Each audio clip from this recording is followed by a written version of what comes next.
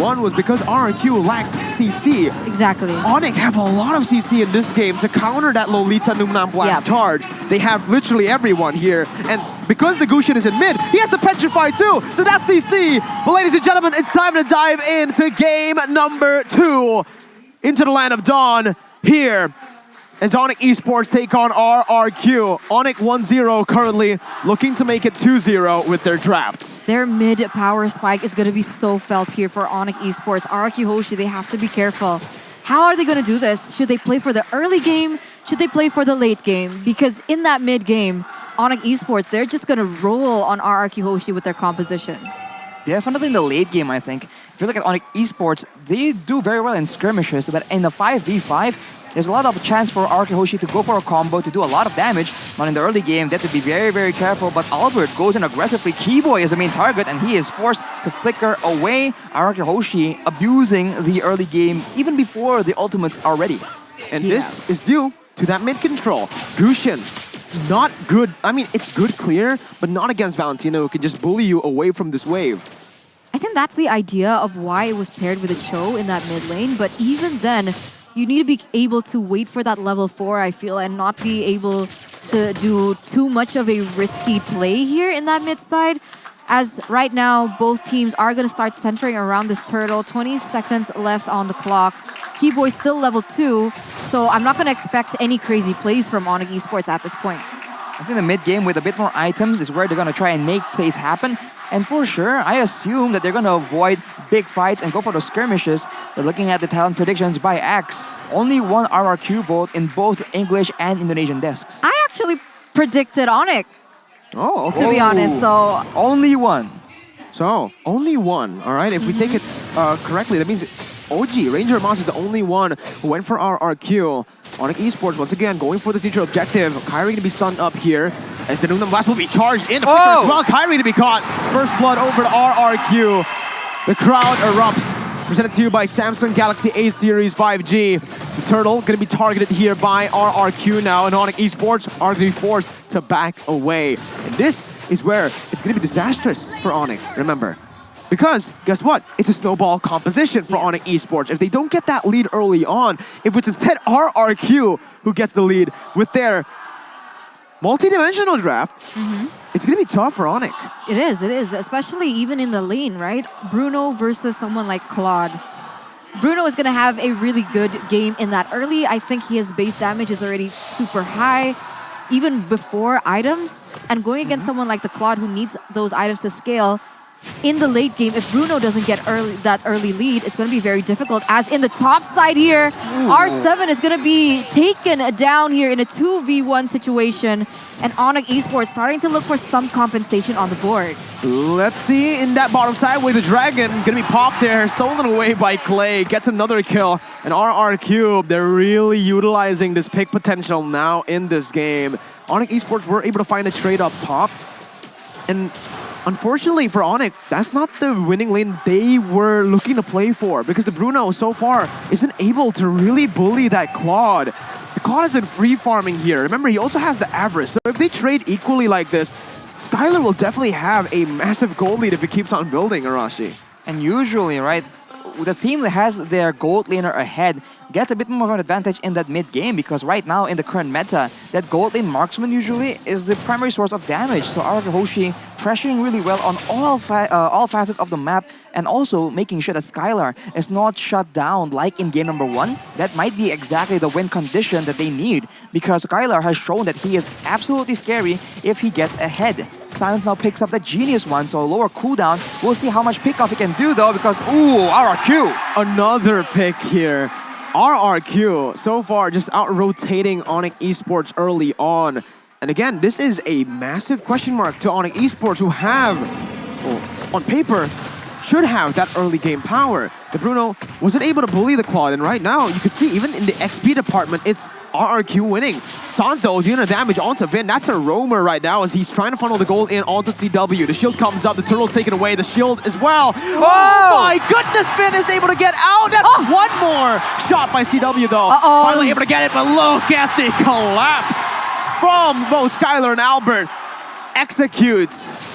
at what cost, right? 2-for-1 trade here for RRQ Hoshi as their snowball completely just obliterated here, taken away. Kyrie still able to get that buff though, as there is going to be some compensation on the board. As Skylar is still able to outmaneuver him, and Sans now is caught in a bad situation. Another pickoff for RRQ Hoshi. A wiped out for ONIC Esports for any hope in that early game snowball. And Albert just grabbing up the kills like you can get grab food using the promo code grb.to/MPL. Scan the barcode if you're too lazy to type it in, because this game is absolutely insane as Albert is just styling on everyone. ONIC Esports getting baited into a lot of situations, spending a lot of times chasing for kills that allows RRQ Hoshi to collapse and punish the overextension. RRQ Hoshi taking a lead right here with a 2.6 gold lead. Again, RRQ are finding momentum in game 2 instead of 1 like they usually do. ONIC Esports now are in trouble. Albert is snowballing, and he definitely used the axe effect earlier. Vin jumps in, stunning Keyboy up. Keyboy looking for away the dragon, bringing Vin back though. Sounds with the petrify as well. Vin gonna be taken down. Keyboy is the one who picks up the kill though. Kyrie jumps in once again onto Clay, who's gonna be forced to back up. Has the way the dragon to disengage. Skylar's still as well. Lethal counter popped in. Skylar has the blazing duet. He's gonna pop it right now as he jumps into the back line and dealing so much damage there. He's gonna be able to zone the other members away. Albert with the play. TW deleted. The class from Albert in game 2. R7 winning in the lane against Boots as well. 3.7k over to the defending Season 9 champions. Albert is sitting at 4-0-3 here in the 7th minute, and he's a level ahead of Kyrie at this point. RRQ Hoshi gonna shift their focus now on the neutral objective, taking this turtle, and this is gonna be the 3rd turtle of the game where ONIC Esports has not been able to obtain a single thing on the map other than those 3 kills. Vin! Oh my goodness, when Keyboy cancels it out, it's not enough though. Keyboy gonna be locked down, and Albert picks up the double. Holy Vin! That engage just out of nowhere, no one expected that. This is exactly what we need to see from Vin. And as you mentioned, the Lolita, when it's ahead, it does a lot of damage, and it has very dynamic, surprising engages that ONIC Esports has to constantly worry about, on top of the fact that everyone else is just making dynamic moves around the map, especially Albert. Now they are forced to ration out their crowd control, because if they don't save some for Albert, you already see the damage he's doing right now. And with the Malefic Roar, even the preliminary physical defense items that ONIC Esports has been able to pick up will be ignored completely. Yeah, no ordinary Lancelot. 6 times picked up and an 83% win rate. And it shows unreflected as he goes on to Keyboy with a godlike, and there you go. He's not stopping. He's on to Boots now, and that's going to be the kill. Albert, what the heck? 8-0-3. 8 minutes in, he's picked up 8 kills. The man has 8 kills per minute as the Lancelot. He's absolutely styling right now. And he's looking for that bottom side and the purple buff steal as well. ONIC are not having a good game here. Item builds, Arashi. Lancelot, Albert on the Lancelot, no War X right now. Hunter Strike into the Malefic War, understanding that they are tanky members like the Paquito, like the Cho, and the Balmon on the side of ONIC Esports. So he wants to make sure that those guys get deleted as well. And you saw the result. Kyrie, Boots, Keyboy, no one is safe from the damage of Albert right now. But of course, that's for now only. You already see the Antikyras being built by Boots, respecting that potential damage. But now you have to really feel for CW on that Bruno. Very few outplay tools, very few mobility options, and Albert being the one with 8 kills right now. Your life is forfeit, man. But interestingly enough, it's always CW being able to do this, right? Even though he's so far behind in total, he's still able to kind of level Skylar in that gold lane, as RRQ Hoshi very easily going to be able to get that Lord. And this is looking bleak for ONIC Esports. You see, that will usually be good for CW because he's usually on a scaling hero. But this time he's not. This time he's not. Sure, Bruno does damage in the late game, obviously. He has a lot of damage in that late game, but what you really want to do on the Bruno is snowball. In the early game, that's when you have the most strength, right? You can absolutely dominate your lane. But again, ONIC Esports did not opt to go for that bottom side gank. Boots, wow, he's just going to be taken down there. That was all the single targets. Clay stole Keyboy's ult. Oh, no, that's okay, Albert, actually. I thought it was going to be Vin who gets popped at the Numenau blast. Comes comes in and Skylar jumps into the blazing duet. It's a triple kill for Clay. CW now in the midst. The star 7 flickers forward. Clay with the maniac. Clay with the savage. No, Kimo gets down. That's the savage for RRQ. The first savage in season 10 is on a mid laner. It's a wipeout by Head and Shoulders. RRQ. My goodness. Clay. We talked about him before this game started, but we did not expect that kind of performance.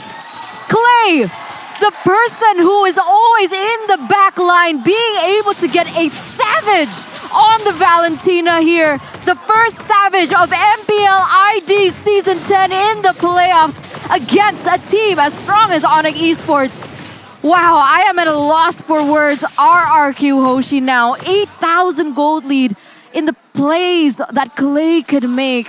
What can ONIC Esports do at this point? You'd expect a gold laner or a jungler to get the first savage in the season, Arashi. Clay. It's Clay on that Valentina. We talked about how flexible, how dynamic this player is right now. So much improvement. And now that begs the question, what is ONIC supposed to do? They take out Albert, and then they get absolutely wiped out. So how mobile, how aggressive RRQ can play, ONIC Esports, they can't even afford to use all their resources to take out one person because RRQ Hoshi will absolutely strike back. And if you take out Albert, Clay is now 7-0-7 as well. He has more than enough damage. And of course, Skylar is still scaling like a monster. ONIC Esports at a loss. So tough at this point, right? ONIC Esports, they don't have much high ground as well to defend this. 8,000 gold lead and counting. Skylar already with a Wind of Nature, so he can go in, use a Blazing Duet, and just not receive any damage, perhaps, from ONIC Esports.